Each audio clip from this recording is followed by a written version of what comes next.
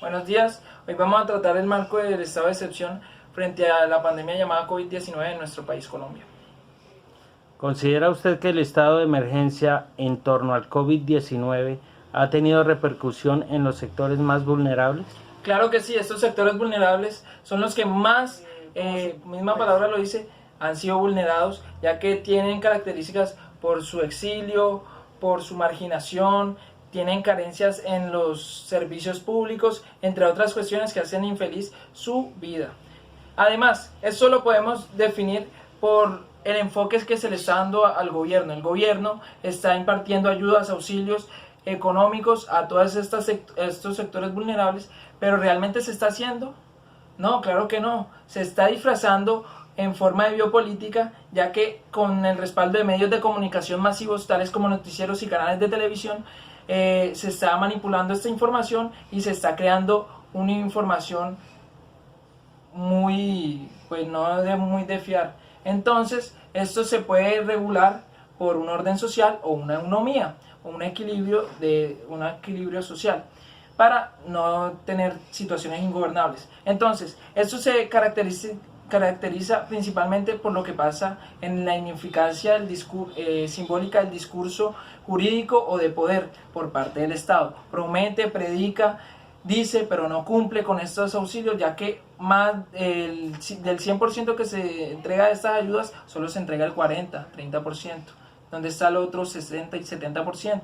Entonces, esto lo podemos complementar con la ibris del punto cero, ya que consiste en una dominación articulada, como se establece o se complementa con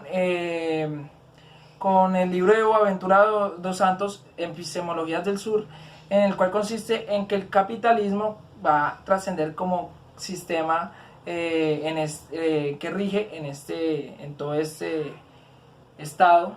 Además de que esto se estipula con el sistema mundo de Immanuel, ya que los países potencia van a preponderar o van a ejercer su dominio, su colonialismo sobre los países que son subdesarrollados, tercermundistas o periféricos, para extraer sus recursos primarios, minerales, entre otras cosas, para crear productos más elaborados y tener más ganancia y más economía, lo cual va a ser beneficiario del mismo sistema, desde el mismo país potencia. El claro ejemplo es de la United Fruit Company, que ejerció o estableció colonias en Guatemala y Colombia, entre otros países, generando pues un clientelismo, ya que le está dando beneficios al Estado como sistema ferroviario, como pasó en Guatemala, y a cambio ellos tienen que no se les va a investigar, se le esquiva cualquier acto ilícito, como era la ganancia pues a costa de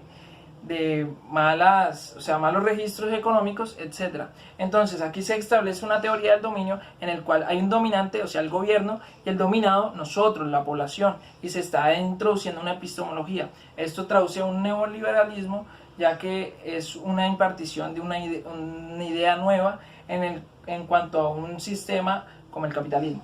Ok, vamos a complementar esto con un fragmento de el texto de Boaventura dos Santos de Derechos Humanos, donde se establece que los derechos colectivos existen para eliminar la inseguridad y miedo a padecer lo mismo por grupos de la discriminación sistemática u opresión, desarrollando una idea de bien común y teniendo más facilidad de quitarle derechos a estos sectores vulnerables y haciéndoles ver que es un bien común para todos. Esto es un claro ejemplo de epistemología.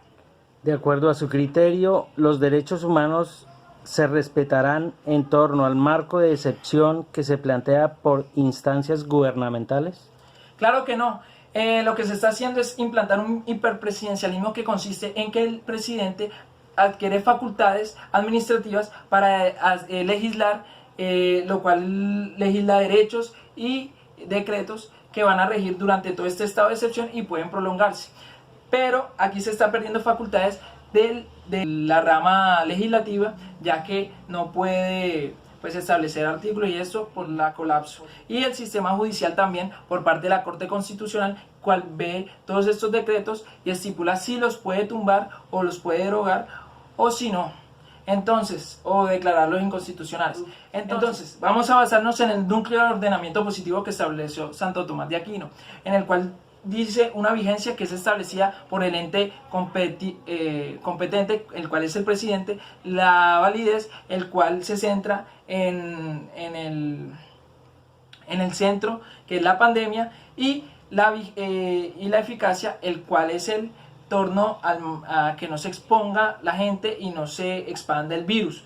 Bueno, aquí se ve una anomalía constitucional, ya que se está derogando, se está reduciendo o estableciendo que no puede, pues una ponderación de derechos para que no se utilice tanto el artículo 28, por ejemplo, que es la libre movilidad. Se está quitando para proteger a la población. Entonces, aquí es apoyado por una militarización, como lo decía en el texto de Villegas, para cubrir este marco del estado de excepción. Entonces, aquí se ven vulnerados los derechos humanos, porque como pasó en Quibdó, en Chocó, siempre han sido exiliados o han sido como establecidos como otras clases de la historia, donde hay una seria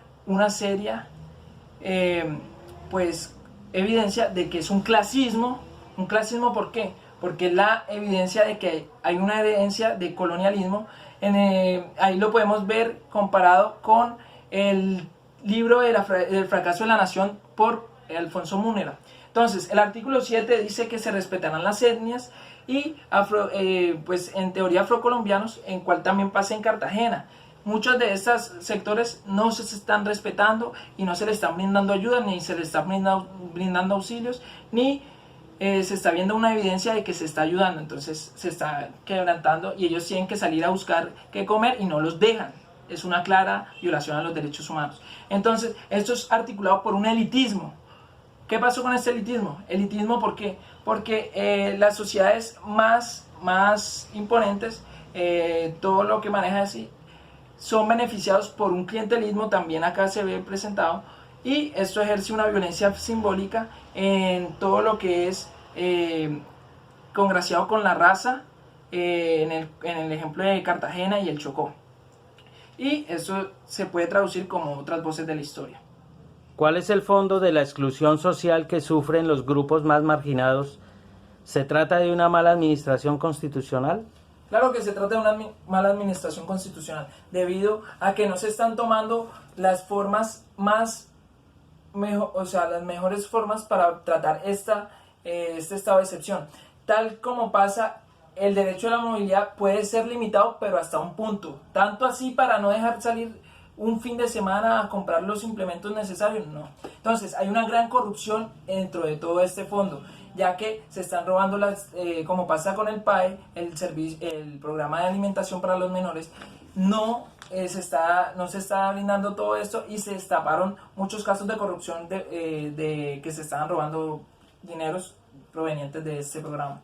Entonces, hay una ineficacia del discurso de poder, como ya lo habíamos implantado en la primera pregunta, la biopolítica, perfecto. Hay una colonialidad del poder normalizando todas estas situaciones para que en el futuro se estatice.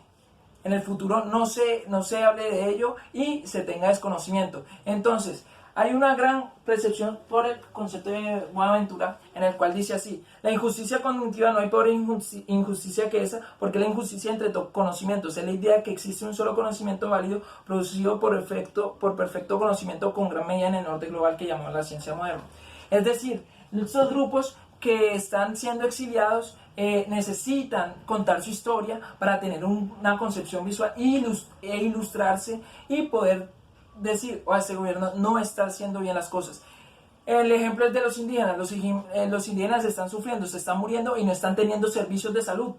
Entonces, estos son grupos marginados, necesitan ser escuchados. Por lo tanto, hay un pluralismo jurídico, el cual va a hacer que estas minorías o estos sectores marginados tengan su propio sistema, su propia normativa, y se creen diferentes normativas en torno al estado de excepción. Entonces ellos buscan la emancipación, ellos buscan emancipar sus cuerpos y poder desarrollar sus cuerpos comunitarios y poder desarrollar un nuevo plan para que se democratice y se pueda establecer un gobierno mejor hecho y se tengan en cuenta los derechos que están siendo violados. Muchas gracias.